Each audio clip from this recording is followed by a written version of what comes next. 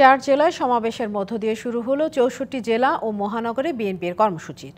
নিত্যপণ্যের মূল্য সহনীয় পর্যায়ে রাখা, আইনশৃঙ্খলা পরিস্থিতির উন্নতি, নির্বাচনের রোডম্যাপ ঘোষণা এবং পতিত ফ্যাসিস্টদের বিভিন্ন চক্রান্ত মোকাবিলা সহ দাবিতে এই কর্মসূচি চলবে রোজার আগ পর্যন্ত।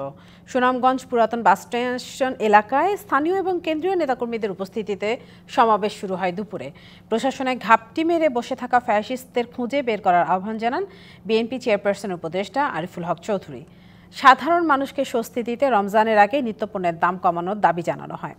অন্যদিকে সিরাজগঞ্জের ইসলামিয়া সরকারি কলেজের মাঠে সমাবেশে স্থায়ী কমিটির সদস্য নজরুল ইসলাম খান গণতান্ত্রিক যাত্রাপথে উত্তরণের জন্য দ্রুত নির্বাচনী রোডম্যাপ ঘোষণার দাবি জানান।